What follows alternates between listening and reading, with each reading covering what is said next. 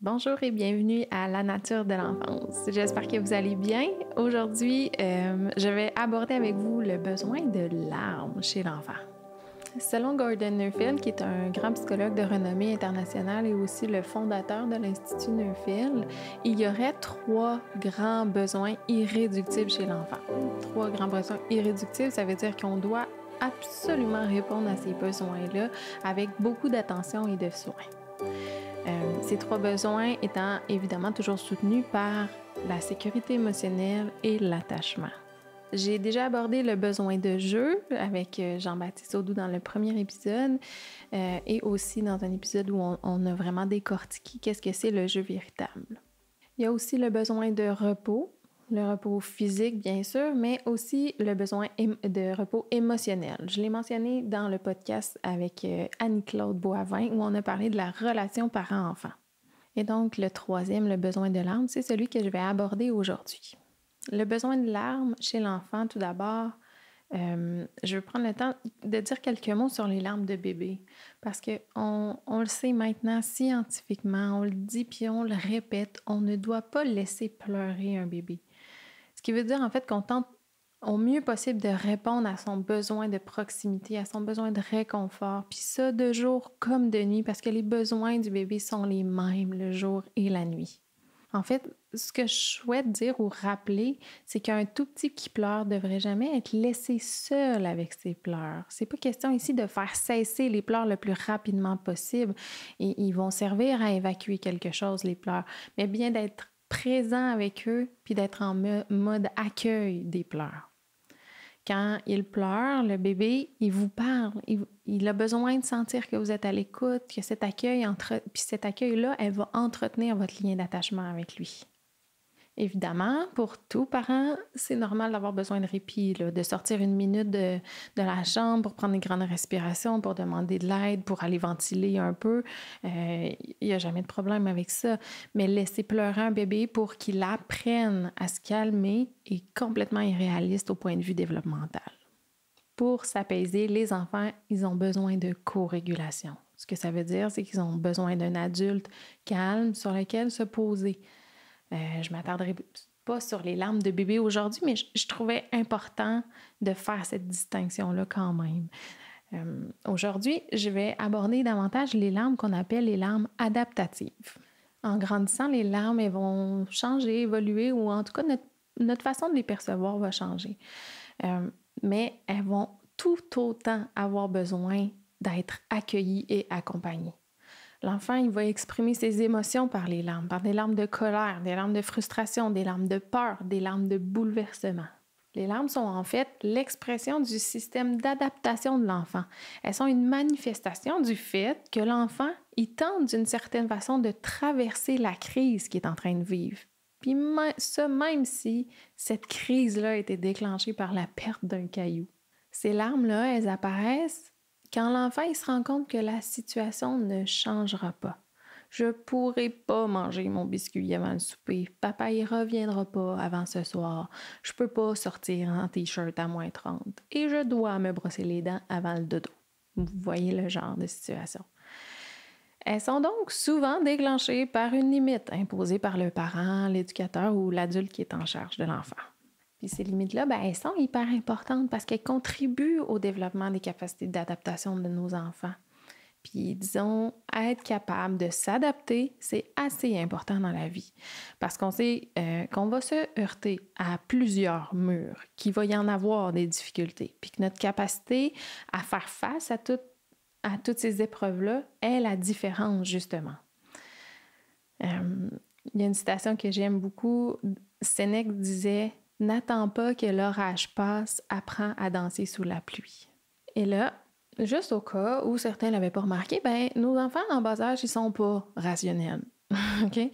Alors, quand une difficulté, une tempête émotionnelle, une peur survient, on ne peut pas rationaliser la situation. On ne peut pas expliquer la situation.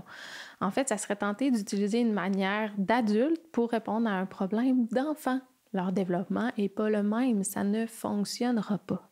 On doit simplement tenir la limite de façon bienveillante et accepter les larmes qui vont venir avec, puis les émotions qui vont accompagner cette dure prise de conscience.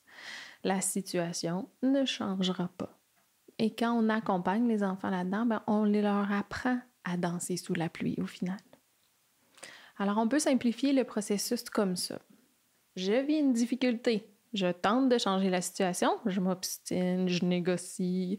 Mais la situation ne change pas. Je vis de la tristesse. Je pleure. Je trouve mes larmes. Je surmonte l'épreuve que je suis en train de vivre. Et tranquillement, ma résilience se développe. Puis, des enfants qui sont résilients, qui sont capables de s'adapter tranquillement, c'est ça qu'on veut. C'est ça qu'on leur souhaite à nos enfants. Évidemment, ça ne sera pas toujours aussi simple et aussi beau que cette petite liste-là. Certains enfants accepteront juste pas de montrer leur vulnérabilité. Puis là, vous allez probablement avoir à franchir l'étape de colère supplémentaire aussi. Donc, on reprend le scénario de tantôt, mais avec la colère. Je vis une difficulté, je tente de changer la situation, je m'obstine, je négocie, la situation ne change pas. Mais exprimer ma tristesse, ça serait comme montrer une faiblesse. Tandis que la colère, c'est une énergie d'attaque. Alors, je me sens moins vulnérable quand je montre ma colère. Donc, la situation ne change pas, je suis en colère, je frappe, je crie, je tape. Mais la situation, elle change toujours pas parce que j'ai un parent bienveillant qui va accueillir mes émotions, qui va me mettre un cadre. Je suis accompagnée. J'ai le droit de ressentir tout ça. Mais la situation ne change toujours pas. J'ai de la peine, je pleure et je surmonte. Et vous voyez que c'est toujours en fin de processus que l'enfant peut doucement comprendre que les tempêtes d'émotions, que malgré toutes ces tempêtes-là, il va rester accompagné. Il va continuer d'être aimé par son parent, puis qu'il peut surmonter les épreuves qu'il va vivre en étant aimé et accompagné. Si on passe notre temps à dire « pleure pas pour ça, t'as pas à être en colère, c'est ça, frappe puis tu reviendras ensuite », l'enfant il n'a pas l'accompagnement nécessaire pour trouver ses larmes. Ce qui fait aussi qu'il n'atteindra jamais l'étape soulageante du « oh, c'est fini, je suis passée au travers, puis je vais bien maintenant ». Donc, ça pourrait être dans le jeu, en interprétant des personnages, en écoutant ou en lisant des histoires tristes ou en stimulant des contextes qui vont justement être moins remplis de vulnérabilité, mais qui vont leur permettre de s'exprimer quand même. Je vais vous raconter une petite histoire qui nous est arrivée puis qui va probablement vous servir d'exemple pour ça. Donc, quand je dis d'utiliser des contextes, donc, mon fils qui a 4 ans, qui vit une soirée plus agitée, il est plus réactif, plus impulsif, puis étant sensible, il nous laisse pas l'aider à s'apaiser pour faire tomber la pression.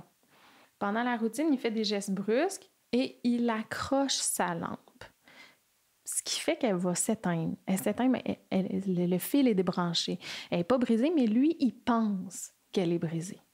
Puis là, à ce moment-là, je vois dans ses yeux qu'il a peur.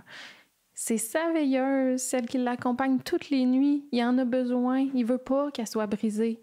Puis là, je sens que la tristesse, elle pourrait sortir.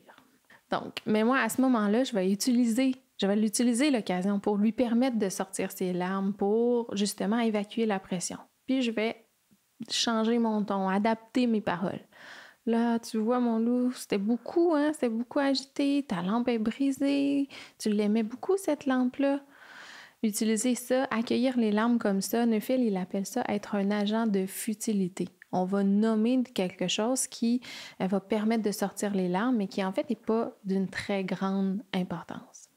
Ensuite, je fais mon travail de co-régulation en encourageant puis en accueillant ces larmes. Oh oui, je le vois, tu as de la peine, c'est correct de pleurer, c'est normal que ça te fasse de la peine. Ça fait du bien de pleurer. Je suis là, je suis avec toi. Là, je laisse du temps, je laisse de la place pour les larmes. Quand je vois que ça s'apaise, qui est moins tendu, puis là, je tarde pas, je fais pas exprès non plus, mais je lui dis, bon, papa et maman, on va vérifier ce qui se passe avec ta lampe, on va trouver une solution. Parfois, les choses s'arrangent, parfois non. Donc, ces larmes-là, qui ont pu sortir dans un autre contexte, mais qui ont pu être libérées quand même, elles permettent de libérer des tensions puis de savoir que chacune de ces émotions vont être prises en compte. Inversement, si un enfant n'a jamais la place pour exprimer ses émotions, ben, il pourrait même en venir à les bloquer. Le cerveau du petit, il met une chose au centre de tout, puis c'est son lien avec vous, son lien d'attachement, son lien de proximité qui le garde en vie. C'est pas une décision, c'est instinctif. Donc, comme je le mentionnais, là, c'est une question de survie pour lui d'être en proximité avec vous, d'être lié avec vous. En prenant l'habitude de demander aux enfants de se taire, d'arrêter de pleurer, d'arrêter de crier, de ne pas pleurer pour ceci ou pour cela, on finit par leur envoyer le message, d'envoyer le message à leur cerveau qu'il serait mieux de bloquer ces émotions-là dans le but de prévenir la relation. Puis ça, ben, on peut se l'imaginer, c'est pas très sain. Ça crée des ados puis des adultes qui sont pas en mesure d'accueillir leurs émotions, qui savent pas quoi faire avec, qui ont peur de ressentir des émotions puis qui trouvent que chaque épreuve de la vie est vraiment difficile parce qu'ils sont pas en mesure de gérer ce qu'ils ressentent. Dans le meilleur contexte possible, on prend l'habitude d'accueillir les tempêtes émotionnelles avec bienveillance, avec douceur, avec écoute. On permet au cerveau d'emmagasiner le message que les émotions ont de la valeur, qu'elles sont importantes, puis à votre enfant que vous l'aimez sans condition. Par la bande, ben, ça a l'effet de lui faire comprendre qu'il peut naviguer sur les vagues de la vie, qu'une fois de temps en temps, il va prendre des bouillons, que ça ne sera pas toujours facile, mais en sachant qu'il a toujours la force de sortir la tête de l'eau. Puis ça, ben, c'est le début de la résilience. Il devient convaincu qu'il y a ce qu'il faut à l'intérieur de lui pour affronter les épreuves. Puis qu'en cas de besoin, vous allez être là. Vous allez être à ses côtés. Il peut compter sur vous. Évidemment, là, tout comme pour les larmes de bébé, quand ils deviennent plus grands, c'est correct, là, on ne les accueillera pas toutes, les tempêtes émotionnelles. Ça fait partie de la vie, on est humain. Mais quand même, si on est la majorité du temps en mesure d'accueillir ces tempêtes-là, bien, le message l'est passé. Alors, je pense que ça fait un beau portrait de l'importance d'accueillir, de soutenir les larmes de nos petits, dans le but de leur permettre de devenir des adultes sains qui ne seront pas terrorisés ni démunis face aux épreuves, mais plutôt être confiants et résilients. J'espère que ça vous a plu. Le besoin de larmes, juste énoncé comme ça reste flou. Maintenant, j'espère que c'est plus clair, que vous en comprenez mieux l'importance.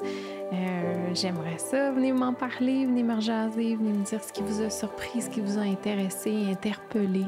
Ça va me faire plaisir de placoter avec vous. Chaque fois, j'en suis super heureuse. Alors, merci beaucoup de votre écoute. À bientôt.